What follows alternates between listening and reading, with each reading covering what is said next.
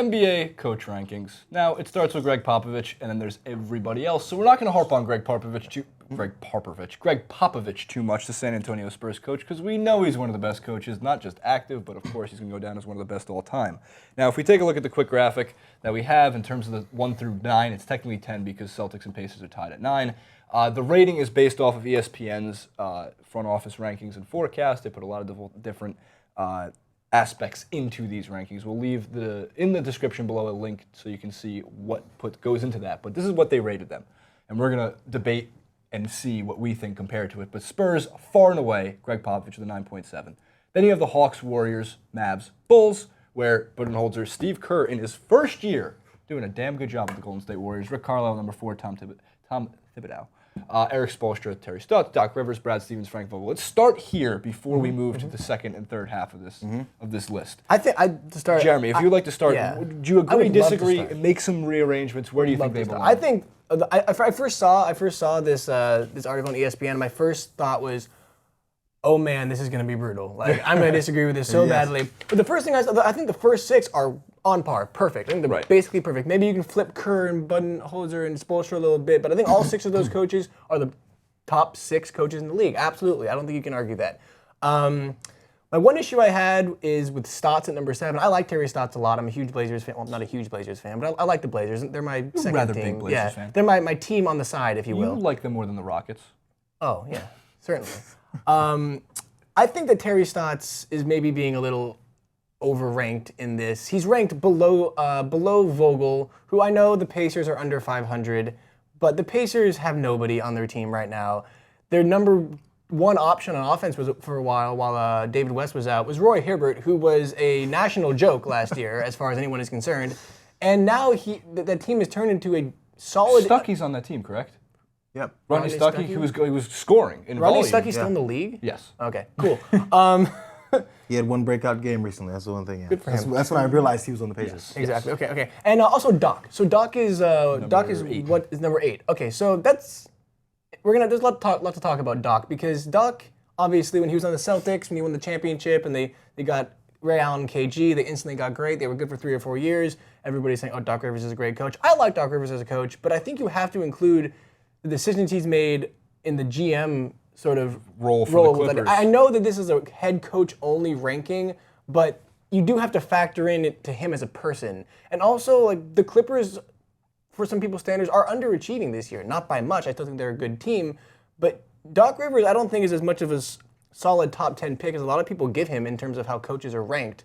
And you can definitely make an argument that he shouldn't be up there. I don't know if I can, but it's fun to think about. I've always felt Doc was a better ego holder, keep in check guy than he was because of what he did in Boston. Because of what he did in Boston. But with Doc in doing that, I've noticed it's almost like he's mimicking the success pattern he had in Boston. Mm-hmm. I mean, you have Blake Griffin as kind of your KG, and of course, you need your Ray Allen. So then, you got to have your shooters number. Crawford, you have Jamal in there. Yeah. So then, and JJ Redick, they run the same type of plays, right? And of course, he brings in Shrek and Donkey. So it's the same thing every time. You see the.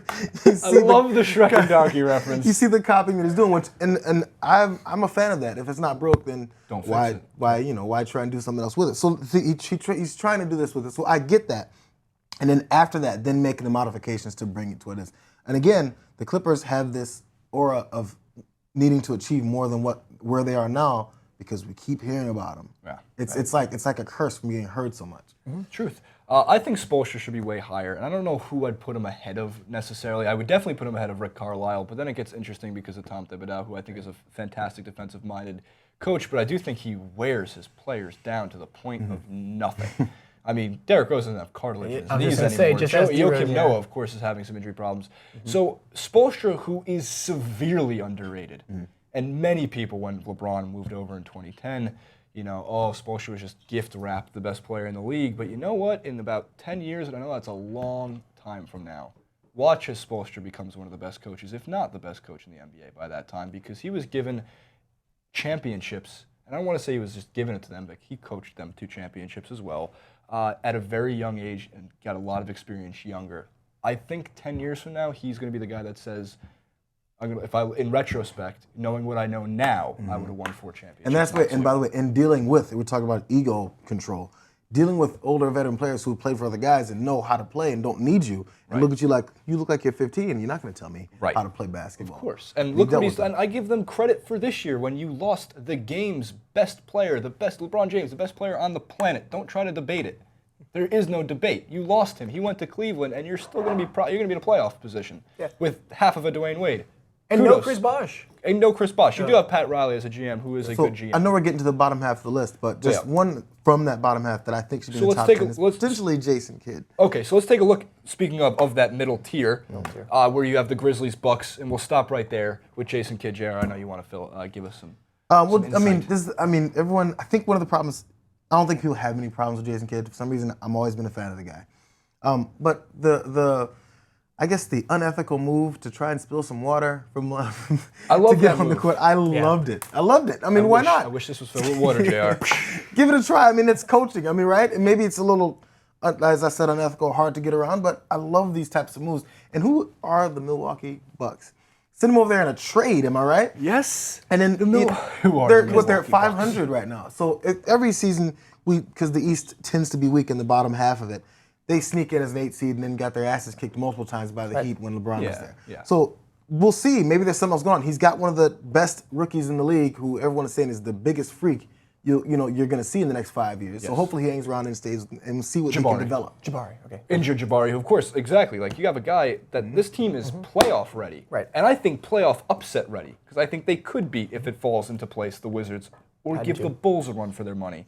It's interesting. Because they got the young Giannis Antetokounmpo. Young Giannis. But I agree with you completely, JR. I think what Kidd has been able to do with his team is very impressive, considering who he has around him. To start though, yes, if they're a young team, they're raw, but they have a very, very high potential. This team, I picked this team earlier in this year to do good things. I had a lot of faith in the young players on this roster, and I think, to his credit, Jason Kidd has done a fantastic job making the most out of what he has. And honestly, I see you'd want him in the top 10. I think 12 is a solid spot, which is a great spot considering their record right now. I think the fact you can be ranked that high and your team with 500, I mean, that's a compliment. That's impressive. Right. And it should take nothing away from what Jason Kidd has done. It is. There's another player, another coach who is also part of that graphic, and his name is Scott Brooks. And by God, I have a vendetta against this man. You do. Because I feel when you have Kevin Durant and Russell Westbrook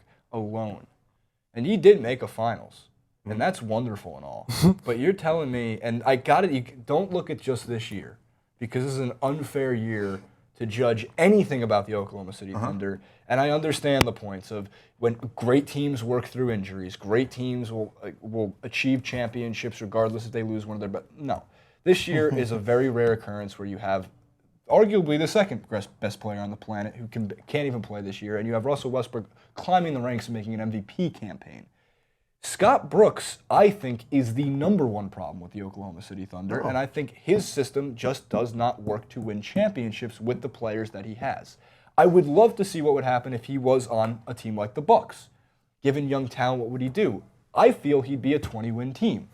And I think Russell Westbrook and Kevin Durant, and obviously when he had James Harden, they just didn't do enough. And it's so harsh to judge a guy who's won a Western Conference Finals. But that's how I judge him. So he's number 20 on this list, and I think he should be number 37. Wow. D-League teams. D-League teams. So you have Brooks at 20. The coach right below Scott Brooks is Steve Clifford, which you may have not heard of for good reason, because he's the coach of a terrible team in the Eastern Conference. Now, right now, he's ranked. Hornets is that team, by the way. Sorry, the Charlotte Hornets is that, in case you cared. So Steve Clifford is the coach of that team. That team has a lot of talent. That team has Lance Stevenson. That team has Kemba Walker. Mr. That team Stepback. has probably the best traditional offensive center in the league in Al Jefferson.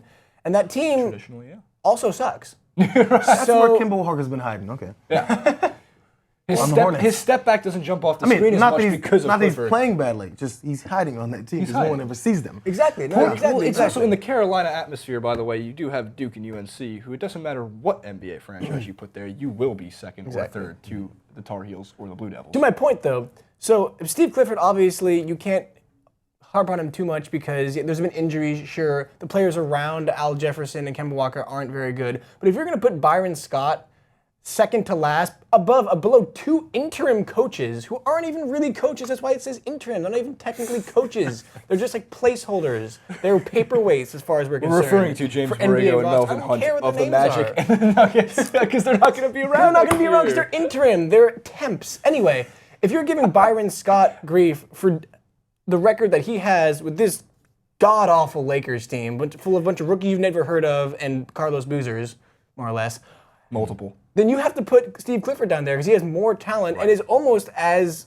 unsuccessful. I mean, the record is more higher because they're playing in the Eastern Conference, but I feel like you got to put it more on the coach because there is talent on that team and you're not seeing it.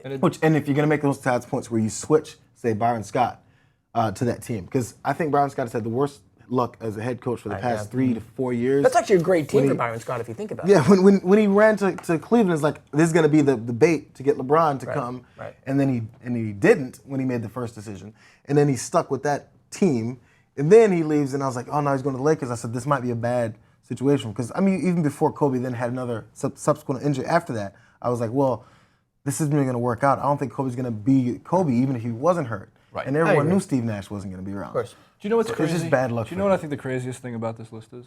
That the Knicks have a 2.91 rating, and that's also what they average points per game total as a team. You know, I'm equally offended, by the way, and I'm equally offended because I'm a Knicks fan. And even if I wasn't, I probably wouldn't be offended. So I don't know where I stand on this one, but 2 interim coaches above 2 actual coaches in their first season. Yeah. Bullshit. I call bullshit.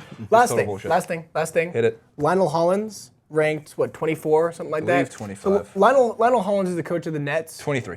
Right. I forgot the Nets were an NBA team this year because I never heard of them. So that team. So Lionel Hollins, that team, way worse than they were last year, right?